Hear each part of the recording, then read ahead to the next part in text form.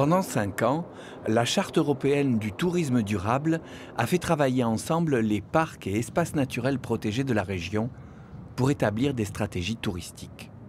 Le col Agnel, qui fait la frontière entre le Queyras et le Piémont italien, va bientôt être aménagé pour attirer l'attention du visiteur. Il n'est en aucun cas question de barrer la route et de limiter l'accès au col. L'objectif, c'est bien d'organiser les choses, de canaliser la fréquentation et de fournir une information et que voilà, les gens aient en tête qu'ils sont dans un site à haute valeur patrimoniale. Il sait qu'il n'est pas sur le parking de l'Intermarché à Guillestre, il est à 2600 mètres au col Agnel, avec des végétations spécifiques, avec des formations géomorphologiques particulières, avec des milieux qu'on ne retrouve pas forcément ailleurs. Bonjour à tous, merci d'être là pour la plupart de l'Office du tourisme du Queyras. Donc c'est une journée qui est en pleine application du tourisme durable.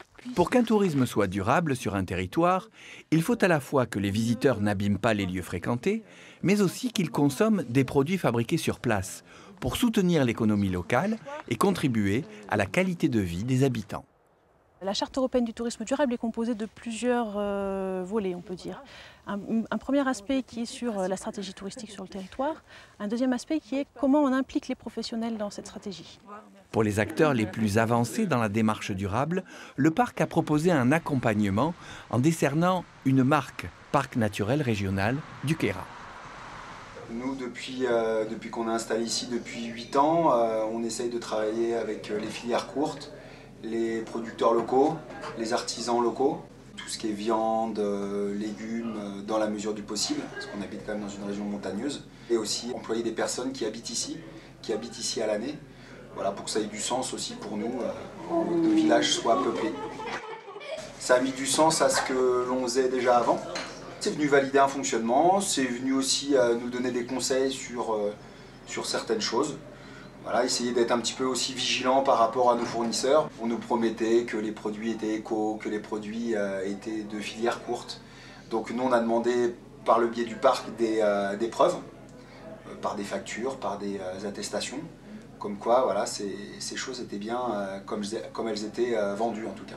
La Baïta du Loup, une bonne partie du personnel est venue ici. Ils connaissent la fromagerie, ils connaissent les locaux, ils connaissent notre manière de travailler, ils savent pourquoi on fait le fromage, pourquoi nos fromages, après, on a des forces. Nous, notre force, c'est le territoire. Dans le Queyras, c'est 45 espèces de plantes, 2000 variétés, c'est beaucoup plus que dans d'autres régions de montagne. Mais on a une richesse du lait, une richesse organoleptique de notre lait et de la manière de le travailler, dans le respect, etc.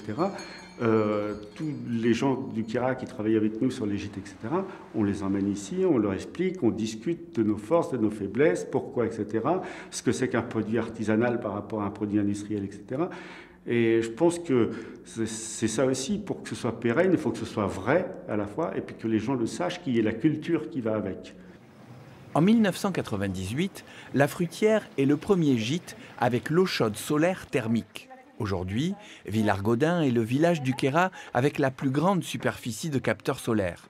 Le développement durable est entré dans le mode de vie. J'ai ressenti au départ une certaine réticence.